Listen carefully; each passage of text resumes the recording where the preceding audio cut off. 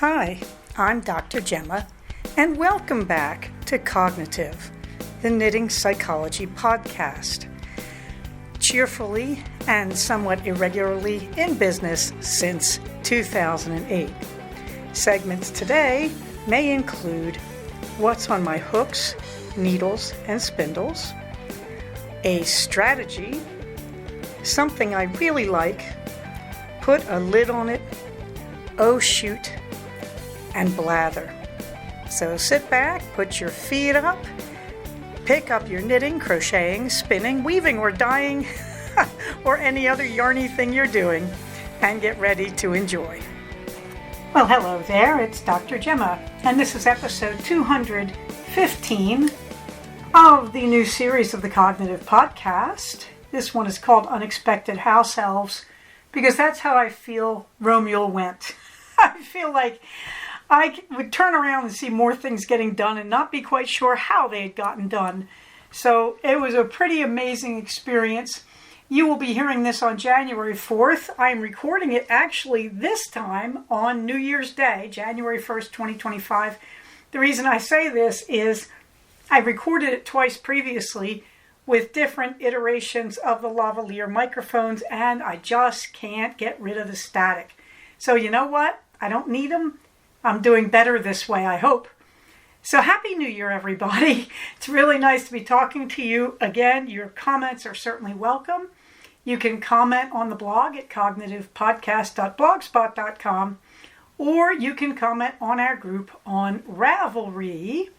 Please be aware, as always, I won't be adding you to any of my follower groups on social media because of the robo accounts that are hunting me and annoying me. But you can follow me very easily right on the blog or on the group in Ravelry. And I'm really happy to hear from you, which leads me back to the warm thanks list. First, I want to thank Story, first for being a long-term listener, big warm hugs, and for sounding the alert that episode 213 had not loaded properly.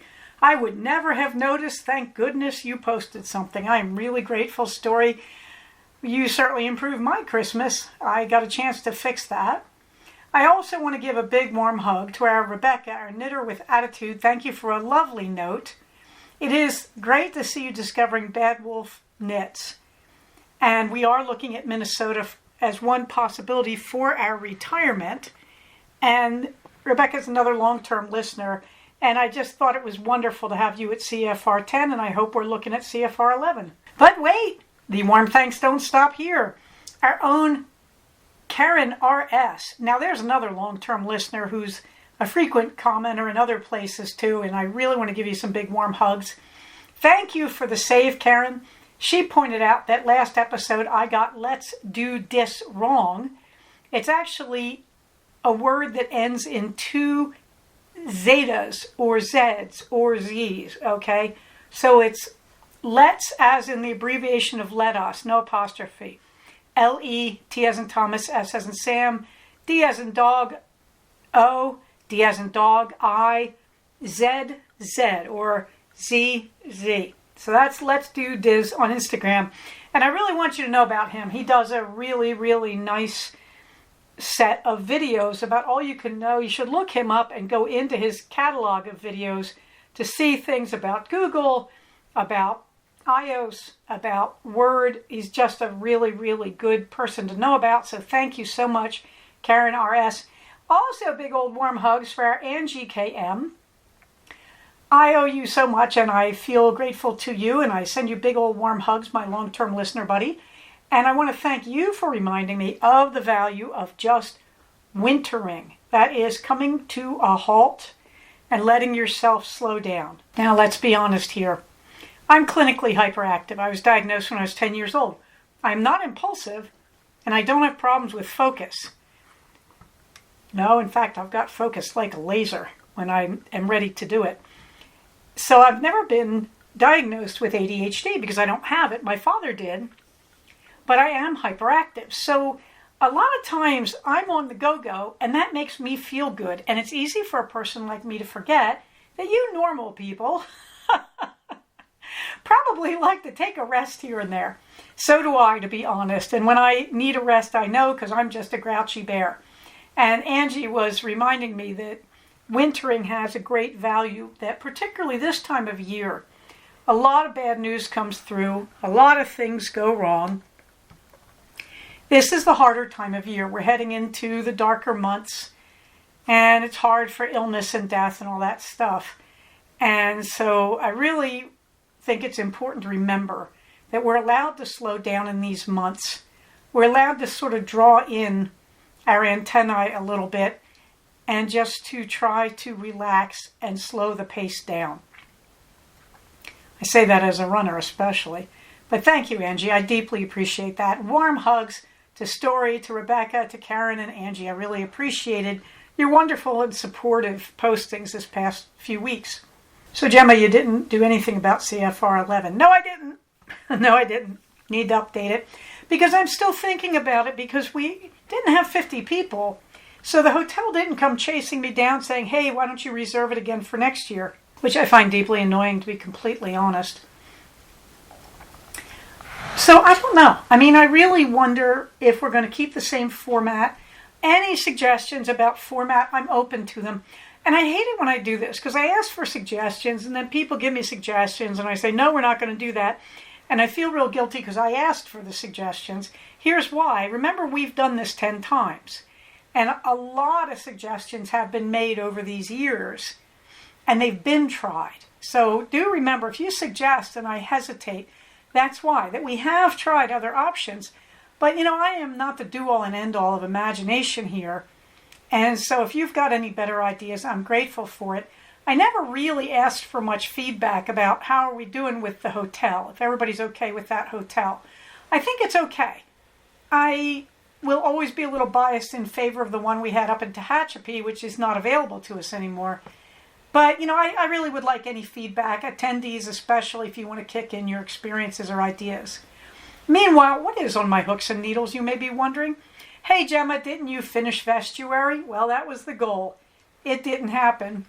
But I'm really pleased with what I did get done. I finished the front and the back, and I got the shoulders seamed, and I got the whole thing blocked, and you can see a picture of me wearing it. It's a gorgeous fit. I'm a little surprised by that, considering all the weight I've lost since I started it. However, I did the neckline, and it looked great until I bound it off too tightly. I could scream. So I have to take it out. It's just a little too tight. My husband couldn't tell, but I felt when I put it on, it was too hard to get over my head, and I didn't like that. And I knew I was doing it at the time, and that really makes me want to scream. And I remember thinking, gee, am I binding this off too tight? Nah, it's all good. So I will go review the super stretchy bind off. And meanwhile, though, I decided, well, I could do the shoulders. No, I couldn't. I use a size 5 needle. Guess what I couldn't find? Now, I do the knitting in a size 7. Honest to Pete, I must have found 15 size 7 circular needles of just the right length. Couldn't find a size 5. It just came today. So hopefully I will get back to this. Because really at this point, it's just 3 evenings of work. 1 for each arm and then 1 for the neckline. It is not hard to finish from here. I really hate picking up stitches and doing ribbing, but it works every time. Except when I'm a dingbat and do the bind off too tightly. Nevertheless, it's happening and I'm happy about it because I don't have anything in mind for Vestuary 25. I actually cannot think of 4 skeins that I want to dedicate to it. I have a lot that I want to make into simple sweaters like the brick, but not a lot that I want to use for Vestuary, so we will see. The 10 square bag, well, let's see. All the sides are done, all the blocks are joined. So now I'm looking at the liner, and this was a real gift. While I was decluttering over Romuald, I found an entire queen-sized flannel sheet that's a flat sheet. And I realized, yeah, my husband tossed the fitted sheet, and he was going to toss this one saying, well, we don't have a matched pair. First of all, a plain blue will match a lot of things. But I said, no, and I kept it. Because I saw it as just a big rectangle of fabric. You know what it is? A big rectangle of fabric. So I have that. I washed it and folded it. And that's going to be the liner. I just need to take a day on a weekend and just spread it on the floor and do the measurements and cut it out. Should be very, very easy to do. I hope those aren't famous last words. But I'm looking forward to doing that, to be honest. It'll be nice to sew that in. And then I'm thinking about some kind of closure or lid for it, but liner first. Didn't touch the lakeside, but that is not a lot to go. I think I want to get through Vestjory and possibly through Romuald before I get serious about that again. Romuald, you say, so what happened there? Well, that is really happening beautifully. You can see a picture of the first 10 centimeters of it. It has to go to 41 centimeters. This is, of course, the Sweetheart sweater, and it's in Malabrigo Rios Ceretza cherries. This is a bottom-up sweater because the Romuald projects always are about learning something and using up scraps. Well, this time I was able to fudge a little on the scraps since these were taken from another sweater that I frogged because the would-be recipient decided she didn't want it. And so I frogged it, and I thought, oh, I totally forgot about it. Was too afraid I'd have too many associations with the sweater fail there. Not at all. Not at all. I'm really deeply enjoying working on it. It's sitting in my lap as I record this. It's going beautifully. So you do the tube of the body, then you do each arm tube, and then, of course, you know this, right? You just line them all up with their raw open sides facing up, and you do one big row all the way around. And now you're doing your fair isle, and it's nice because you're decreasing as you go up the fair isle. So in the beginning, for a few rows, it's going to feel like you've got an entire small animal in your lap as you try to work your way around this. But it's only 20 or 30 rows of fair isle. Oh, I hope these aren't famous last words. And then a little ribbed collar. So hopefully that will go rather quickly. It's interesting because when I do Romualds, they usually pick up a life of their own because they're top down and you do this pattern at the neckline in some form if you're me. And then you just can't wait to see it finished. So I thought, oh, this is going to stagnate. Not really. I am surprised how much I got done on this, considering it's basically popcorn knitting, to quote our own Jasmine Knitmore. Okay, what about those quote squares, Gemma? We are up at 38 finished. I finished 10 more, and I started 11, and I will talk about that more in episode 216, but this is going beautifully, just beautifully. So, you know, I haven't put them on the floor and played with pattern. I did that once when I had far fewer. I think I had maybe 10 or 11 squares. But I need to start doing that and start thinking about pinning rows. But I'm not there, and there's no need to do it. I can get to all 100 squares or 110 or 115 before I even bother with that, assuming there will be a few squares that come out a little wonky. So that's going very, very nicely. I am going through all those strips that I cut last year. Feels weird to say that. Which reminds me to say the final tally for the Stash Toss 2024 was 49 in versus 95 out. So not as big as the year before. The numbers aren't as high on either side, but I'm pretty pleased. I managed to clear out 2 26-gallon plastic tubs, which are now being used for other things. And I have a lot more room in my bedroom because of that. And I also cleared out space in the study because of that. So that's the final tally for the Stash Toss. And so it's January 1st today, so we're starting at 0 again today. But Dizzy Blondes, I started spinning again. Remember I had that huge amount of fiber, merino wool from Morro Bay Fleece Works. Oh, so beautiful. And as I was decluttering my way through my study/studio / office, I found that bag, and there's still a respectable amount left, which is good, which is definitely good. It was definitely a sweater's worth. But I realized one of the reasons I had stopped spinning, my wheels were having problems. They had a lot of dust clogging. And on top of that, I had a lot of full bobbins. So over Romuald, one of the things I did was plied. It took me a while. I had to sort out those electric wheels, and I have, believe it or not, 2 Nano 1.1s and a Nano 2. And the Nano 2 I can't get to do uptake, which is driving me crazy. That's not usually a problem for me. Then one of the Nano 1s was so dust clogged, I kind of gave it up. And so I was spinning like a wildcat on this little Nano 1.1. And I spun out the 4 ounces of Oink Pigments Cumulus, which is a superwash merino and cashmere blend, in the colorway Stupid Cupid, which is kind of variegated lighter pinks. And that was really lovely.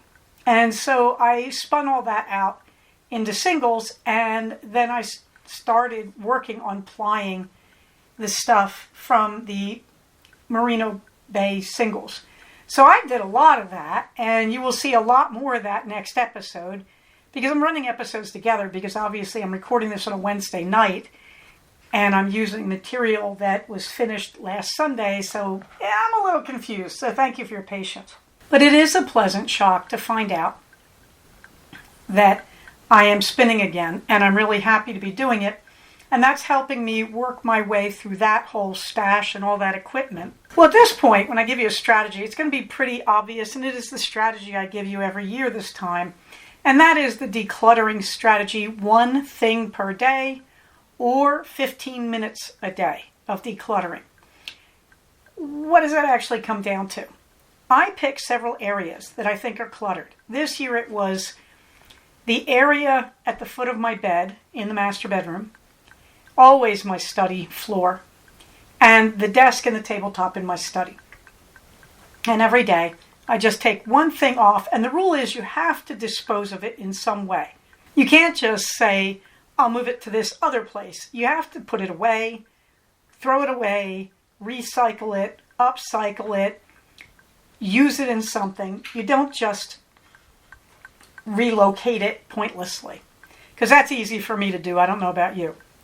The other way is you do the 15 minutes a day where you just go around saying, this room looks terrible, I'm going to spend 15 minutes on it. And usually for me that is dusting the high ceilings to get the cobwebs out and wiping down counters and surfaces and dusting. So really what I was doing was like 1 episode of that per day, plus 1 thing off the desk, 1 thing off the table, 1 thing off the floor in the master bedroom, 1 thing off the floor in the study. And you think, well, how much is that really, 1 thing? It's a lot. It's a lot. I mean, think about this. In 9 days, that was 9 items off everything. Well, I did it more than 9 days, because I actually started this, I think it was the week before my Christmas break, right? And I started on the 19th. So I think I started this on the 12th. And I declared that whole week early Romule, because I was so crazy to get the Romule that last week of work. And so I just said, what if I pretend it's Romule? Because so many of my patients will cancel anyway, because they do the week before a holiday like this. You get used to that. Believe me, I've been doing this for 30 years. I'm not kidding you. And that's pretty much what happened. I still had a pretty respectable workload that week, but I started all the decluttering. So by the time I finished my 9 days vacation, I actually had done 16 items everywhere. And that really cleaned off the floor in the bedroom totally. It let me reorganize in here in the study where I'm recording this. It was really astonishing. I made sure I kept up with the 1 seam per day on the squares for my quilt. And I got going on the Romule, and I plugged away at the vestibule. So things really went very, very well. And it just made me feel so much better. Everything feels a lot more fresh. So that's the decluttering. However, since I'm on the jag of talking about computer security and cleanup and all that, I wanted to give you the memes from Tech Girl Jen, and these are for your iPhone. However, if you use Google or Android, you could probably work it out from these, what she's telling you to do. And these memes concern the end of the year iPhone cleanup. And on the iPhone, they're always trying to sell you more space on their cloud. And instead of doing that, she recommends you clean up your phone. Now, I'm going to say a caveat to that. Not only do I agree with her, I recommend if you buy a phone, you buy a lot of extra memory, because it is much easier to buy the memory up front and never have to use their cloud at all. Having said that, I work between several iOS tablets and an iPhone, so their cloud is actually helpful for me, but I keep patient stuff off it because I just use my Apple technology for talking to patients, not for letter writing or anything else. That's all on my laptop, which is easily disconnected from the web. Okay, but anyway, Tech Girl Jen says, here's your end of year cleanup, and she tells you step by step how to delete applications and data from apps that you don't need, how to purge recently deleted texts and recently deleted photos. I would add to this, go into your voice messages and purge those too. And then she talks about how to merge duplicate photos. And she mentions that you should really take out old text messages that have GIFs because they eat an enormous amount of space. So there is how to clean up your phone. And I think it's good for any model of phone you have. I think it's a good thing to do at the end of the year. One of the things I did last year or 2 years ago, I bought a little drive that plugs in to the iOS machines and plugs into my Microsoft machines. And so you plug it into your iPhone, you install the software, it's very easy, it walks you through it. Then you download everything from your iOS stuff onto this little flash drive, and you can leave it there, and it's there and it's good. Or you can do what I did. I then plugged it into my laptop's USB connector, and I downloaded everything to my trusty 4T drive. And so I totally can do anything I want on my phone. I can empty anything I want because everything there is now backed up. This is a thing that makes me very, very happy. And I'll probably talk more of it in the blather. Meanwhile, I rebooted all my running apps and I just restarted them because I had the knee injury and I didn't run for 9 days. And I began to get depressed and glum. It really makes a difference to me that I run. I can't really not exercise in some format, and I hate running, and yet I love running. And so I don't want y'all to run. If you're not happy running, great. I really hate it. People come up to me all the time and explain why they can't run. Kids, that's none of my business. You do what you need to do, but you do need to move. And as I'm aging, I discover that even more. Under I'll Shoot, you can see my upcoming races. A little more on that next week, I think. In the Fluffy books, I did plunge into listening to Death on the Tiber, the latest Flavia Albia book. I will have more to say about that next episode. It's good. You begin to see where she's going. There's a huge amount of exposition in it. That's where it slows down. It doesn't have the pace that Lindsay Davis's novels tend to have, but I'm enjoying it. With Georgette Heyer, I finished listening to Sylvester, which I liked. I began Cotillion, and I listened to a lot of it while I was knitting and spinning. So Cotillion's going by really fast. I liked Sylvester because it was slightly tongue-in-cheek and clever, and it was interesting and awkward because it involves somebody writing a novel that, of course, everybody reads and causes her problems. And it was very interesting how that resolves. And so it was clever, and I enjoyed the cleverness in Sylvester. It wasn't at all what I expected from the title, but it's really delightfully clever. Cotillion is just funny. It's one of her lighter novels, and I mentioned before that she only has 2 male character types, and she plays with the dopey or dandy type delightfully in Cotillion. And you can see the ending coming a mile away, and it was just light and fluffy and a lot of fun, except for about the first 3 or 4 chapters. The exposition kind of drags, and you're kind of thinking, oh no. Although I must say the part where the heroine is getting stoned on punch is enjoyable. Something I really like, well, I can't believe I've lived to say this, but the new litter box. Yes, the new litter box. I got rid of Minerva's old plastic litter box. It's just your standard old-fashioned, probably about 3 inches tall plastic thing. I replaced it with a stainless steel marvel that has a big plastic collar around it as a shield. What that means, the stainless steel doesn't absorb the odors. Only the clay litter does.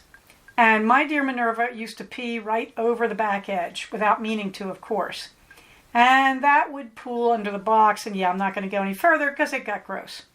And it was annoying me for a long time. Think about 5 years now. 6 years? Right. Oh boy, this was worth its weight in gold. The thing I notice every time I walk into the bathroom now is that it doesn't smell. I didn't realize how much I'd gotten used to the smell and was just disregarding it. I mean, it wasn't overpowering or anything, but really, it wasn't necessary.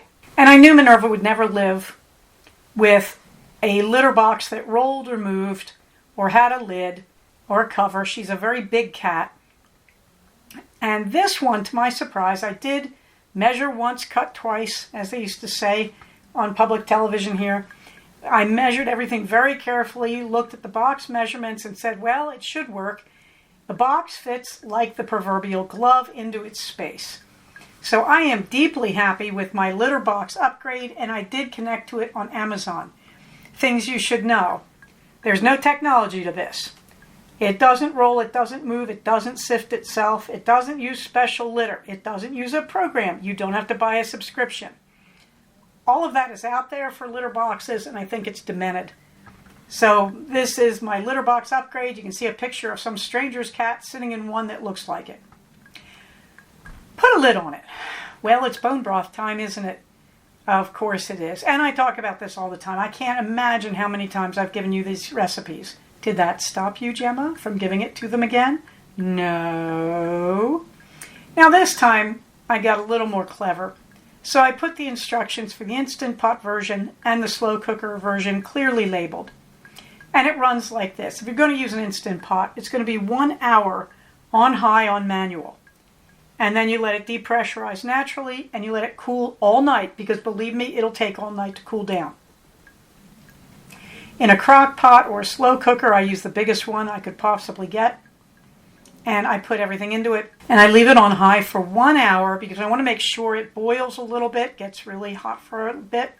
And then I put it on low all night. It will not boil away as long as you make sure to remember to put it on low.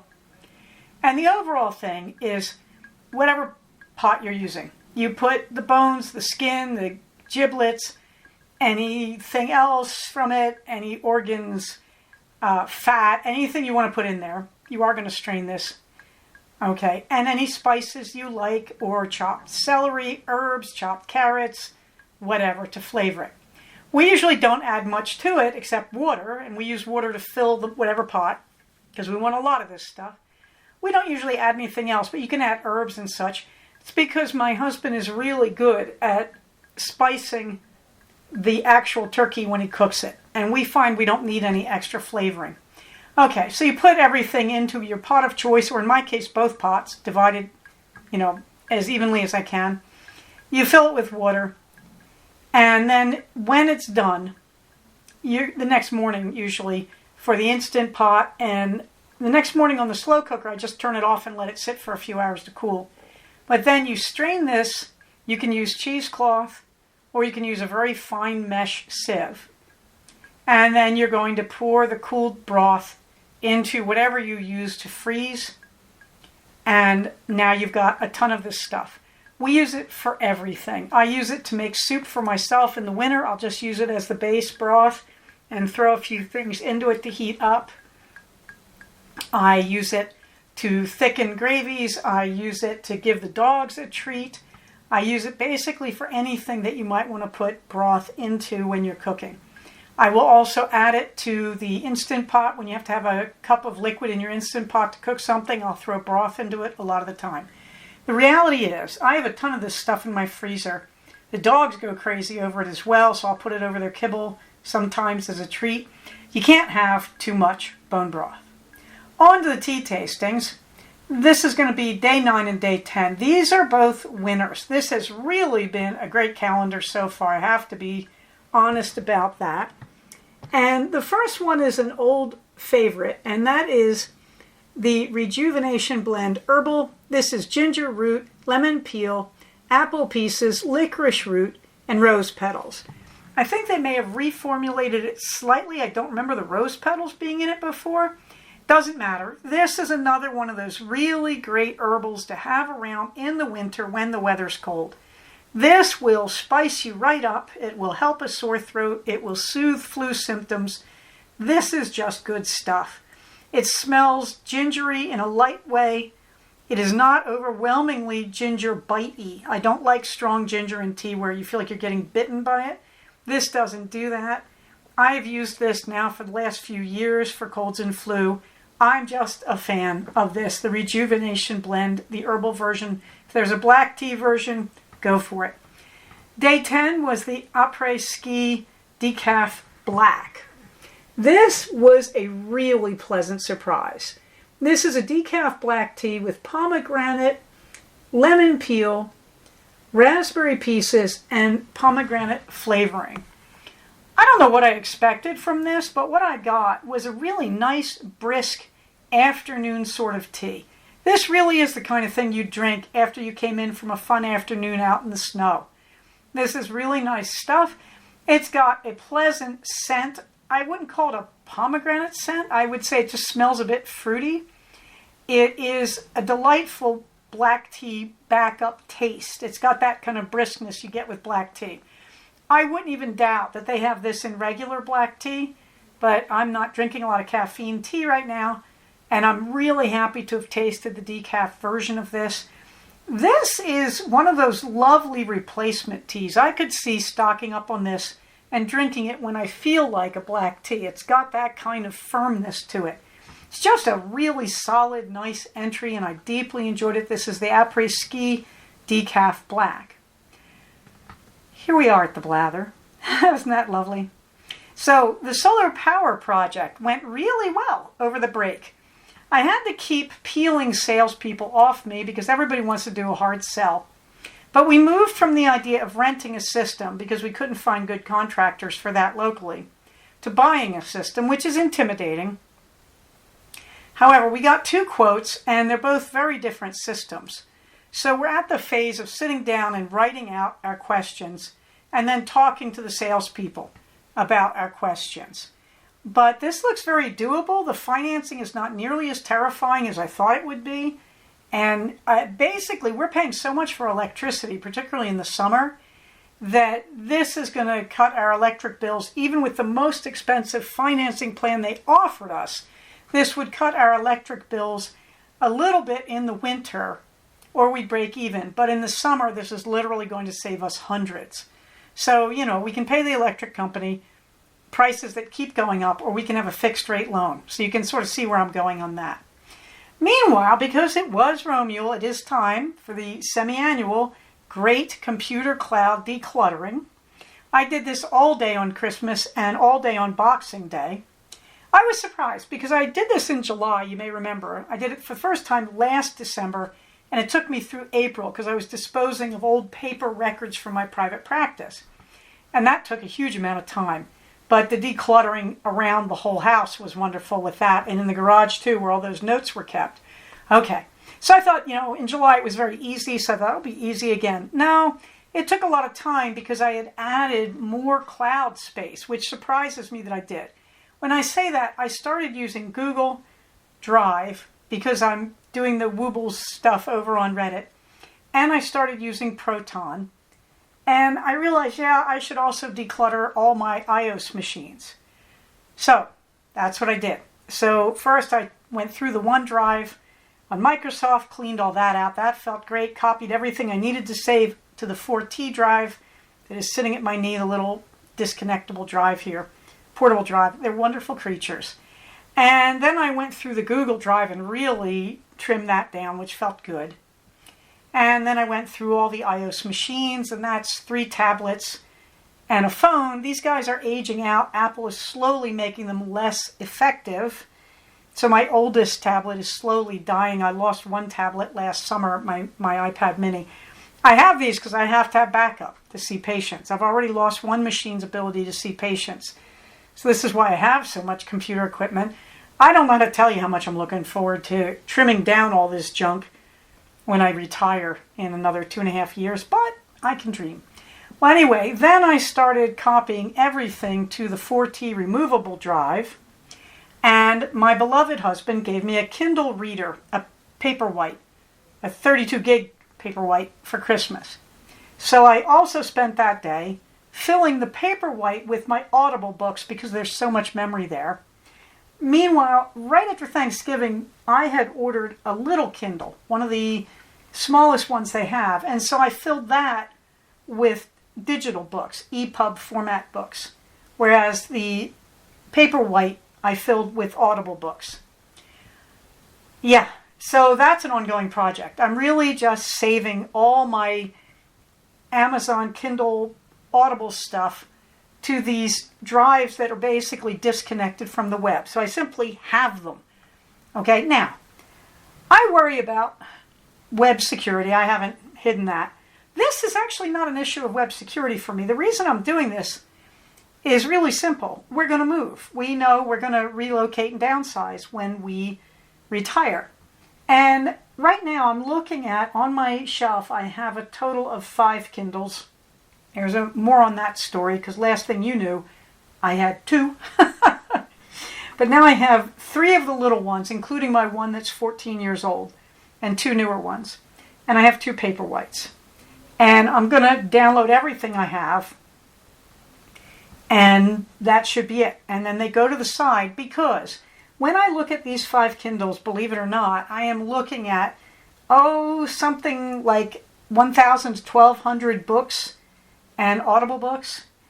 And they take up on my shelf, the space is 1 paperback deep, each about 5 inches wide for all 5 Kindles total, and the normal height of a paperback, okay? In other words, I'm taking up the space of 5 paperbacks when I pack them, instead of having to carry literally 1,000 books. Oh yes, what a deal. That's why I'm doing it. I want to have them with me. I want to know I have my books.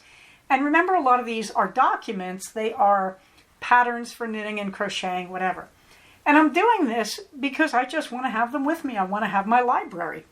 And it's much easier than hauling around cartons of books, and I will have to pay by the cubic foot to move those cartons of books when we relocate. So I am really working hard on weeding down my hardbound and paperbound book collection to as small as I can stand it, and transferring things this way. However, no paranoia there. However, my husband and I, while we were discussing this, and I was thrilled he gave me that Paperwhite, let me tell you, he observed that in the contract for your Amazon and Kindle accounts, they actually say they can pull the books back at any time they want to.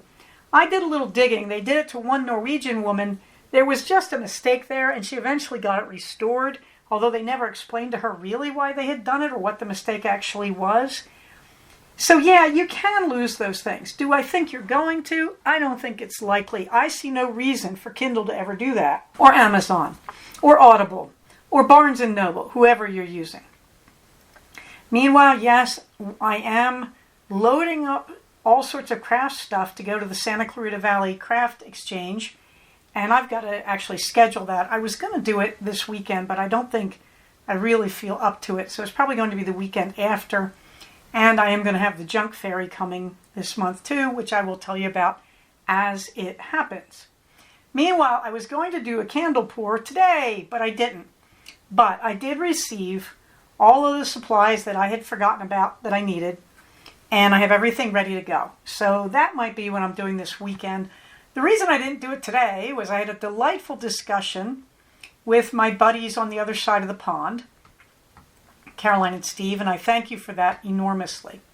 And also, the beloved was making a prime rib, and I just gave him full run of the kitchen, and that was a great idea. Okay, more about that next episode, I bet. So meanwhile,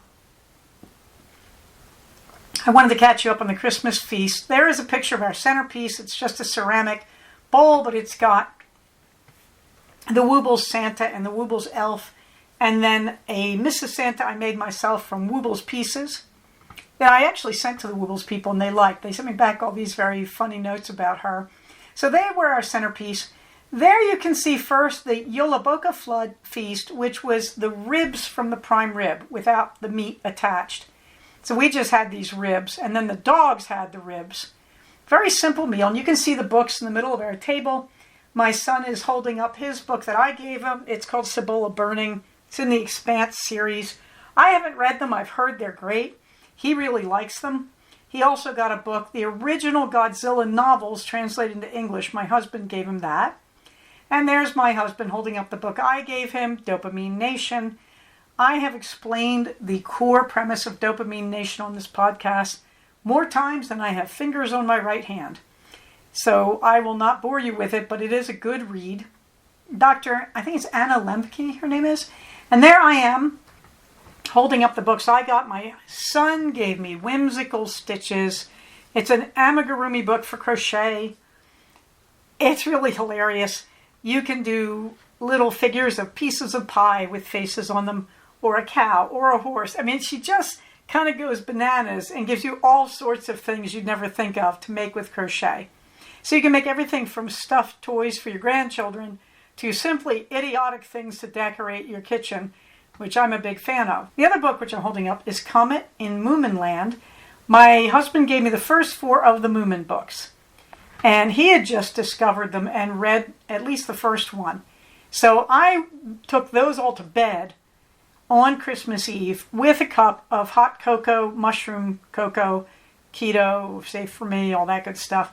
I laid in bed and I read those, and I had just a wonderful evening. This is a great way to distract the kids on Christmas Eve, to keep them from obsessing over what's under the tree or sneaking out in the living room, whatever. This was a lot of fun. I can't wait to do it again. You can see Queenie in her crate eating a bone, and Captain, she must wear hers with a difference. She took her bone onto the furniture. Fortunately, there was a drop cloth. And then there's Christmas Day. You can see my son in the best ugly Christmas sweater ever. It's got a reindeer applique all over the front of it with little jingle bells on the collar. He got it at Walmart. I'm not a big Walmart fan, but I gotta admit, I just love this thing. And so he's showing off. He's wearing one of my Abbas cowls, the crocheted cowls that I was making during and after CFR 9, and many of you were making it CFR 9.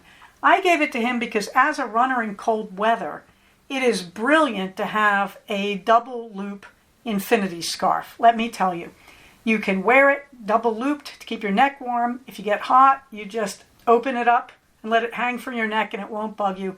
It is a great running accessory. We're trying to get him to keep running for the rest of his life now that his running team has expired.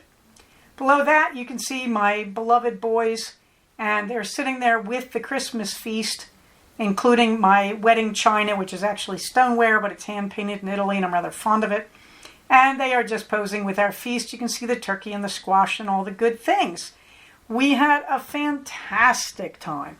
It was a highly successful Romule.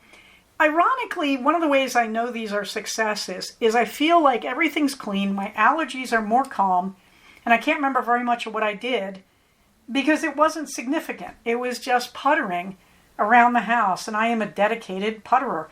I can't remember leaving the house more than once.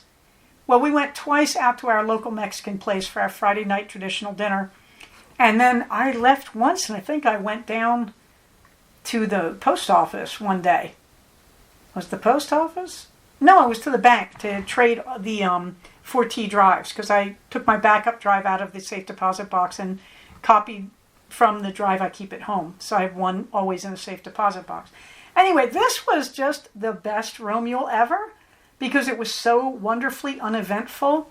One of the things we did do, though, we bought our big tech for the next few years. Now, I want to point out, at Romule, one of the things I do, and I don't talk about it a lot, is we don't spend a lot of money during the year. We just pay off loans, to be honest. And we save, we have our slush fund. Because we know in America, Black Friday is everything. And Black Friday starts in the beginning of November these days. And that's when we restock the house and we buy any big ticket items and so on. So, they got computer tech for Christmas, and I got this wonderful Kindle Paperwhite that I adore. And then I bought another one for myself because, good idea. And we're very worried about the tariffs that are coming, that are going to be imposed, driving up the prices next year. And Biden's economy is great. I mean, it's considered one of the best in the world. We have the best post-COVID recovery of any industrialized nation. So, this was the time, and we did it. And that made a big difference in our comfort zone, that a lot of things around the house improved with better technology. And it also helped with the prep for downsizing and relocating. So I'm a pretty happy camper, and I did a lot of work on that. I didn't do half the things I wanted to do, as you can probably tell from the things I didn't do, like updating the CFR 11 stuff, because I got so busy on everything else. But I'm thrilled to have the spinning back. I'm thrilled to be able to apply. I'm thrilled to have the quilt squares, and I'm thrilled just to be working on all the tech. Having said that, you can find the community resources in their usual place, the books I've used, the links to my favorite resources to buy to support my knitting, and the links to the skills and techniques I've liked, and then of course the link to my link tree, which needs a bit of an update. You can find the calendar for the events in the Santa Clarita Valley that are more local to me. The Santa Clarita Valley Free Craft Exchange did an exchange, I didn't know about it, on December 10th. I wasn't keeping up. So I'm looking more towards January 10th to do the next one to unload stuff. It should probably be pretty epic because I think people will be unloading a lot of craft stuff after their Christmas crafting. Meanwhile, you can see the list of my races upcoming. And finally, CFR 11, that is CFR 2025 on October 11th, 2025. And I'm looking for any suggestions any attendees want to give me. Minerva gets the last word. And her last word, well, you can see a picture of her. She's playing with one of the toys from her Christmas present. I believe that thing has catnip in it because she is really absorbed in it. Every time I play with it with her, it's got a stick so I can play with her and she doesn't bite me because she goes nuts with it. And so Minerva would like to ask you, have you had enough of your holidays yet? And then she asks you to ponder, is that really even possible? So many good things happen in the holidays. We try to be in a good mood. We try to be loving and supportive and giving. And we try to think of other people who have less than we have. Do we really have to end that when the holidays end? Have we ever really had enough of the holidays, or can we try to keep it going? The reason I'm saying that is I am a psychologist by profession, and we're heading into the dark time of the year, and this is where people get the blues. It's already started. In my caseload, a lot of people were struggling with the holidays, and the holidays in my world are the easy part because there's at least pretty lights and happy music from time to time. It's January and February where people find it tough, where the snow and ice close in, where you feel like winter will never end. So please, Minerva would like to ask you to try to keep that holiday spirit going, to try not to forget that we can take care of each other and love each other even outside of the festive season. And with that in mind, please keep in mind, we are a community. When we take care of our human communities, we are taking care of the individual. We don't have to just put all the emphasis on the individual. The community is vital to the well-being of the individual. Having said that, woo, everybody, take care of each other, stay safe, and I will talk to you soon. Bye-bye. So we have come to the end of another episode of Cognitive. Please do not use this podcast to diagnose yourself. If you think you are having a mental health problem, please contact a licensed mental health professional. Show notes for these episodes can be found at cognitivepodcast, all one word, .blogspot.com. Episodes can be found at iTunes under the name Cognitive Podcast, but also can be found posted next to the show notes on the Blogspot page. Thank you so much for listening. Everybody, stay safe, take care of each other, and I'll talk to you soon. Bye-bye.